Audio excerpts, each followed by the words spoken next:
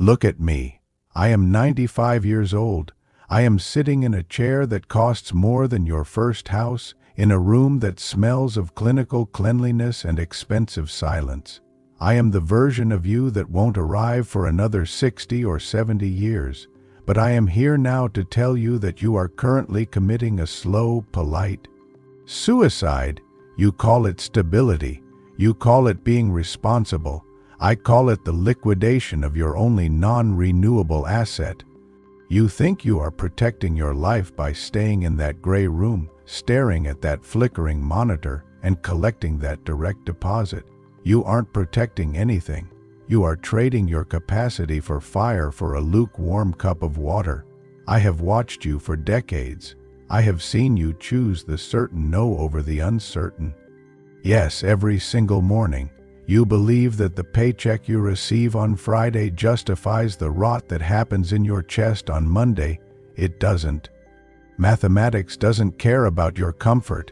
Entropy is the only law that matters, and right now, your potential is undergoing a rapid, irreversible decay. You are paying for a safety that will be completely irrelevant in 20 years. Do you think I care about my bank balance from 2025? I don't even remember the numbers. I only remember the things I didn't do. I am going to give you the 5 keys to stopping this drift at the end of our time together. Do not look for them yet. If you don't understand the cost, the cure is useless. It was 1974, a Thursday evening in October. The air in the office smelled of stale coffee and carbon paper. I remember the exact shade of the fluorescent light, a sickly, buzzing yellow that made everyone look like they were already dead. I was 30 years old. I had a desk. I had a title. I had a career path that felt like a paved road leading straight into a sunset.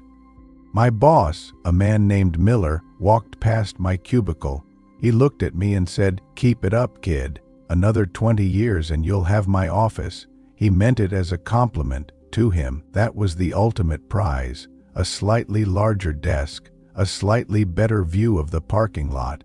I felt a cold shiver crawl up my spine. It wasn't fear, it was a forecast. I saw Miller, I saw his gray skin, I saw the way he checked his watch every 11 minutes. He was waiting for 5 p.m. He had been waiting for 5 p.m. for 35 years. That night, I drove home in my sensible car to my sensible apartment. I had a notebook in my lap. In that notebook, I had written a plan for a business. It was a chaotic plan. It was risky. It required me to leave the yellow lights behind. I sat in my driveway for 2 hours. The engine ticked as it cooled down. I had the key in the ignition. I could have started the car and driven to Miller's house right then to quit. But I thought about the rent. I thought about the seniority I had earned over the last 3 years. I thought about what my father would say if I walked away from a good job. I told myself, not tonight. I'll wait until I have a larger cushion. I'll wait until the market is better.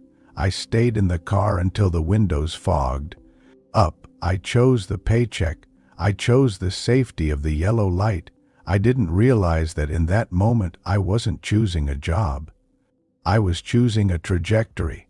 I was deciding that my fear was more valuable than my curiosity.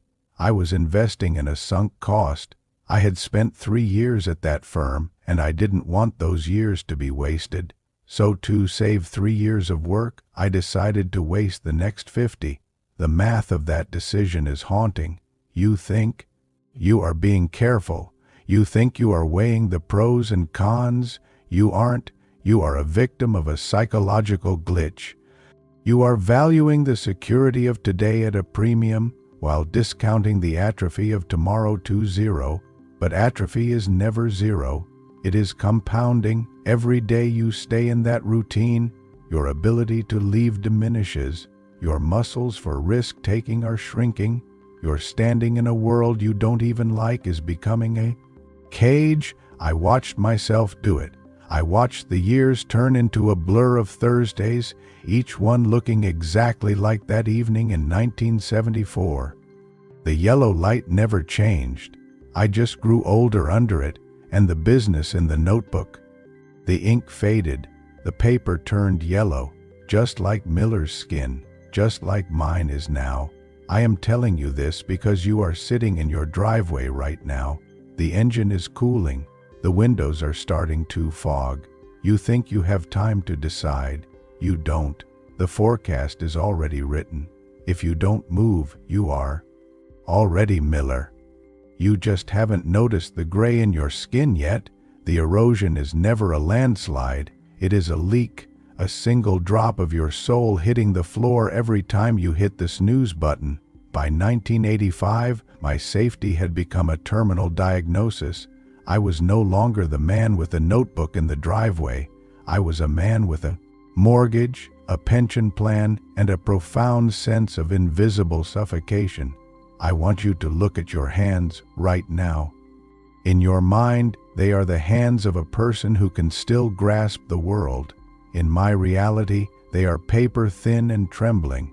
The tragedy of your safety is that it doesn't actually protect you from the end. It only protects you from the beginning. The fine life is the most dangerous drug on the planet. It is just enough comfort to keep you from screaming. It is a warm bath that slowly turns into boiling water while you're distracted by your benefits package. I remember a Tuesday in 1992. I was 50 years old. The security I had chased was supposedly at its peak. I had the office, I had the title, I had the respect of people I didn't actually like, but the fine life had become my enemy. I sat at my desk and realized I hadn't felt a surge of adrenaline in over a decade. I was living in a state of functional decay. I was doing my job well, but the job was no longer doing anything for me. It was merely extracting my time and replacing it with a number in a bank account. This is the fine life trap. It's not bad enough to make you quit, but it's not good enough to make you live. It is the lukewarm middle where dreams go to be euthanized. I saw the younger versions of me walking the halls. I saw their notebooks. I saw their fire, and I watched the building slowly extinguish them, just as it had extinguished me. Then came the day of the restructuring. The word itself sounds so clinical, doesn't it? Like a surgeon moving bone. In reality, it was just a man in a cheaper suit than mine telling me that my security was a mathematical error. I sat in that boardroom, the very one I had envied Miller for 20 years prior. I realized I was the most expensive line item on a spreadsheet I had spent nearly 30 years building.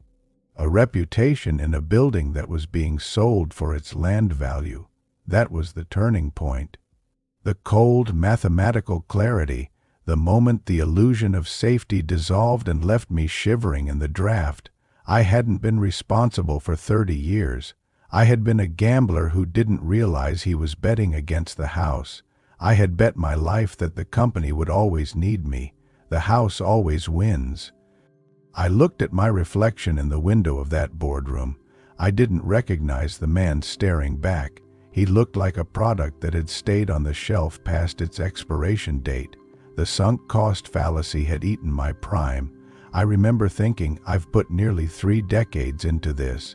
I can't leave now. I have to see it through. To the pension, mathematics doesn't care about what you have to do. The 30 years were gone. They were a sunk cost, spent, evaporated. By staying to protect those 30 years, I was simply ensuring the next 10 would be just as hollow. That is compounding loss. Every year you spend in a state of stagnation, the cost of leaving doesn't just add up, it multiplies. It's not just the time you lose, it's the opportunity cost of the person you never became. If you stay in a job for 10 years that you hate, you haven't just lost 10 years, you've lost the 10 years of growth, skill building, and compounding interest on the life you should have been leading. You are currently in a state of negative compounding. Your standing in a world you don't even like is becoming a cage made of gold-plated bars. I watched myself do it. I watched the safety of the paycheck turn into the danger of irrelevance. By the time I was 55, I was technically secure but psychologically bankrupt. I had no more risks left in me. I had stayed in the yellow light so long that my eyes could no longer handle the sun. You think you are being careful by staying. You think you are avoiding the danger of the unknown. But the unknown is where life happens. The known is just a well-lit grave. The math of time is brutal and indifferent. If you don't use the leverage of your youth now, the only time you have the energy to fail and recover, you will have no leverage later. You are currently trading your highest valued years for the lowest possible price. I am the ghost of your future, sitting in this expensive chair, telling you that the price was a scam.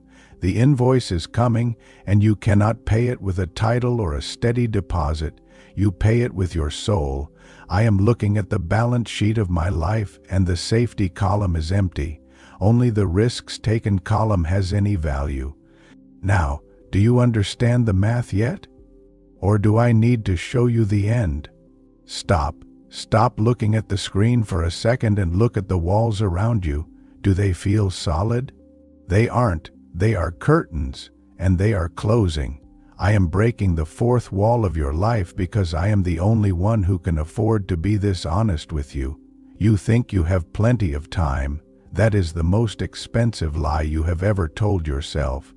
Time is not a renewable resource. It is a decaying orbit.